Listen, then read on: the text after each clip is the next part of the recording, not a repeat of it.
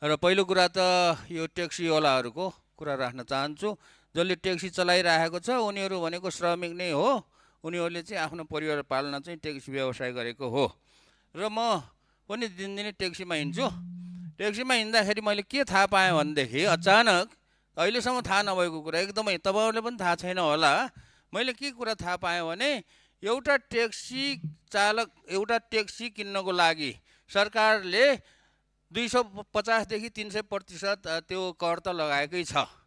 त्यसमा पनि अब ट्याक्सी चालकहरूलाई अझै कर के थप रहेछ भने त्यो ट्याक्सीको लाइसेन्स प्लेट लिनको लागि चाहिँ 15 लाख रुपियाँ, कालो प्लेट लिनको लागि। ट्याक्सीको पैसा त छुट्टै भयो, 30-35 लाख रुपियाँ पर्छ। कालो प्लेट लिनलाई 15 लाख रुपियाँ चाहिँ यो लिने चलन रहेछ।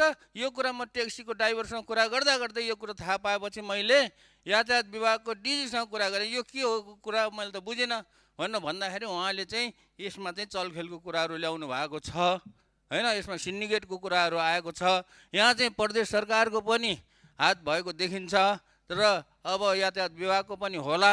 यसैले यो चलखेल जुन छ, सिन्डिकेट जुन छ, के हो यो कुरालाई चाहिँ बुझेर चाहिँ यो चाहिँ तुरुन्त खारेज होस्। किनभने 15 लाख रुपियाँ कालो प्लेट लिनलाई, नम्बर प्लेट लिनलाई 15 लाख रुपियाँ बुझाउनु भनेको चाहिँ यो चाहिँ एकदमै ठुलो भ्रष्टाचार छ। यहाँ ठुलो चाहिँ यहाँ कालो धन्दा छ। अहिले नेपालमा भएको लाखौँ ट्याक्सीहरूले 15 लाख रुपियाँ चाहिँ को दरले तिर्दाखेरि हिसाब गर्नुहोस्, अरबौँ रुपियाँको चाहिँ यहाँ चलखेल भएको छ।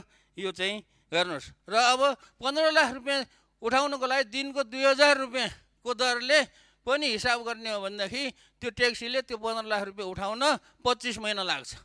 अनि छोराछोरी कसरी पाल्छ, परिवार कसरी पाल्छ?